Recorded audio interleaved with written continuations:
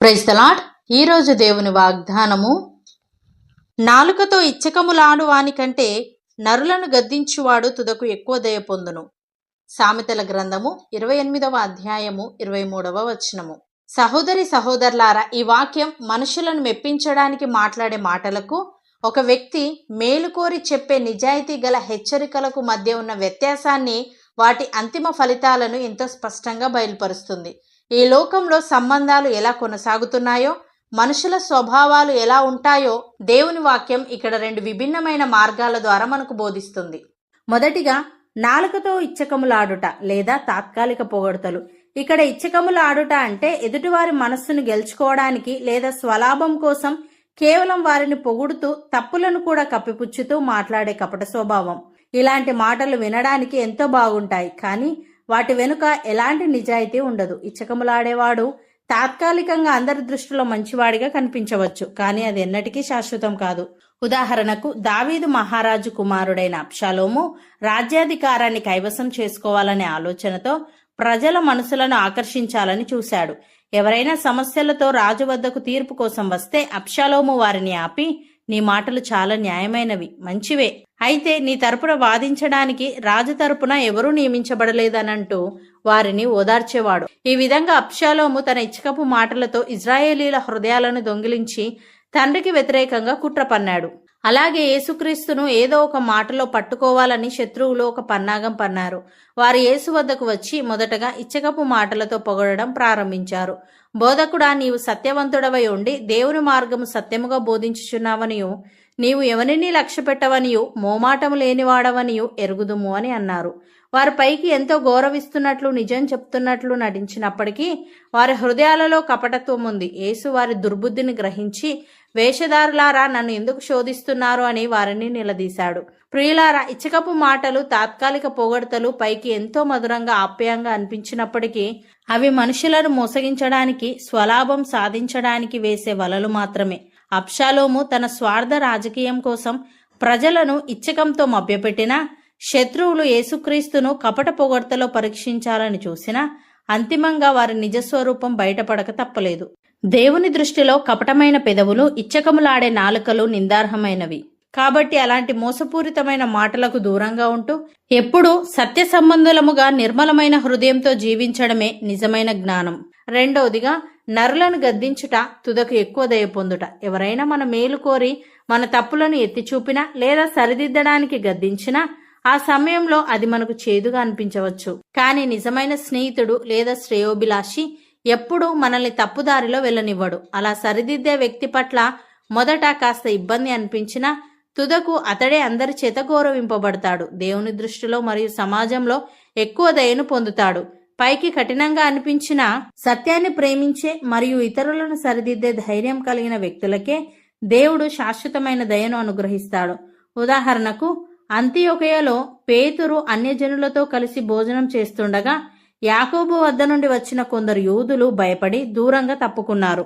దాంతో తోటి విశ్వాసులు కూడా కపట ప్రవర్తనలో పడ్డారు. తోటి విశ్వాసులను తప్పుదారి పట్టిస్తున్న ఆ కపటత్వాన్ని గమనించిన పౌలు పేతురు ముఖం మీదే అందరి ఎదుట ధైర్యంగా నిలదీసి గద్దించాడు.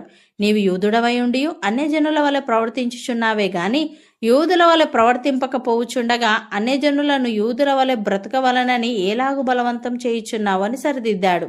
ఆ సమయంలో పేతురుకు అది కఠినంగా, చేదుగా అనిపించినప్పటికీ ఆ గద్దింపు ద్వారా సంఘంలో సత్యం నిలబడింది.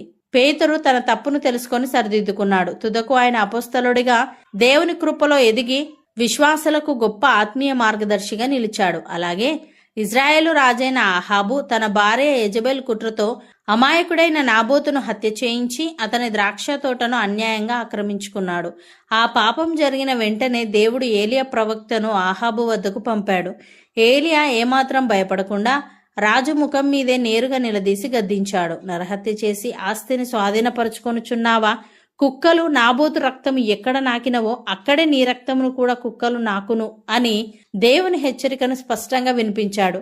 ఏలియా పలికిన ఆ కఠినమైన గద్దింపునకు ఆహాబు భయపడి తన బట్టలు చింపుకొని గోనెబట్ట కట్టుకొని ఉపవాసం ఉంటూ దీనస్థితిలోకి వచ్చాడు. అతని ఆ పశ్చాత్తాపం చూసి దేవుడు స్పందించి అతని జీవితకాలంలో ఆ కీడును రప్పించనని చెప్పి తన దయను చూపించాడు. ప్రియులారా, ఇతరులు మన తప్పులను ఎత్తి చూపినప్పుడు లేదా సరిదిద్దడానికి గద్దించినప్పుడు ఆ క్షణంలో అది మనకు చేదుగా అనిపించవచ్చు.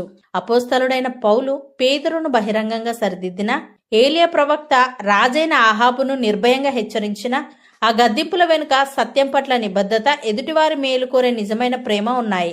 ఆ కఠినమైన హెచ్చరికలను హృదయపూర్వకంగా స్వీకరించి పశ్చాత్తాపపడిన వారు అంతిమంగా దేవుని కృపను దయను పొందారు.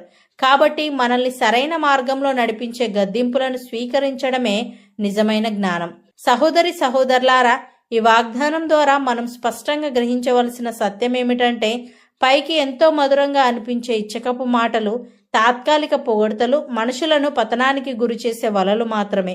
వాటి వెనుక స్వలాభం, కపటత్వం దాగి ఉంటాయి. కానీ దీనికి విరుద్ధంగా మన మేలు కోరి మన తప్పులను ఎత్తిచూపే గద్దింపులు ఆ సమయంలో చేదుగా, కఠినంగా అనిపించినప్పటికీ అవి మనలను సత్య మార్గాన నడిపించి దేవుని దృష్టిలోనూ సమాజంలోనూ శాశ్వతమైన దయను, ఘనతను సంపాదించి పెడతాయి. కాబట్టి మోసపూరితమైన ఇచ్చకపు మాటలకు దూరంగా ఉంటూ మనల్ని హెచ్చరించి సరైన మార్గంలో నడిపించే దేవుని వాక్యాన్ని మనస్ఫూర్తిగా స్వీకరిద్దాం. దేవుడు మన అందరికీ అట్టి కృపను అనుగ్రహించునుగాక. అవును అన్నవారు నాతో పాటు ప్రార్థనలో ఏకీభవించండి.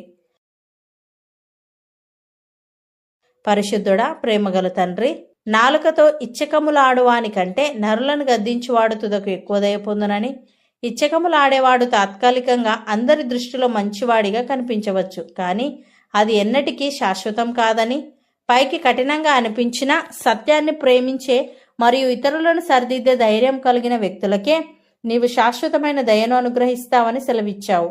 తండ్రి, నీకు స్తుతులు. దేవా, నీ దృష్టిలో కపటమైన పెదవులు, ఇచ్చకములాడే నాలుకలు నిందార్హమైనవి గనుక అలాంటి మోసపూరితమైన మాటలకు దూరంగా ఉంటూ ఎప్పుడూ సత్య సంబంధులముగా నిర్మలమైన హృదయంతో జీవించే వారముగా ఉండుటకు సహాయము దయచేయమని, హెచ్చరికలను హృదయపూర్వకంగా స్వీకరించి పశ్చాత్తాపడిన వారు అంతిమంగా నీ కృపను, దయను పొందారు గనుక మమ్మల్ని సరైన మార్గంలో నడిపించే గద్దింపులను స్వీకరించడమే నిజమైన జ్ఞానం గనుక వాటిని మేము వినయంతో స్వీకరించి మనుషుల దృష్టిలో తాత్కాలిక పొగడ్తలను ఆశించకుండా నీ దృష్టిలో ఎక్కువ దయను, ఘనతను స్వతంత్రించుకునే వారంగా ఉండుటకు కృపచూపమని, ఈ వాగ్దానాన్ని నమ్మి ప్రార్థనలో ఏకీభవిస్తున్న ప్రతి ఒక్కరిని నీ ఆత్మచేత నడిపించి నీ కృపలో నిత్యం వర్ధిల్లజేయమని యేసుక్రీస్తు నామమున ప్రార్థిస్తున్నాము తండ్రి.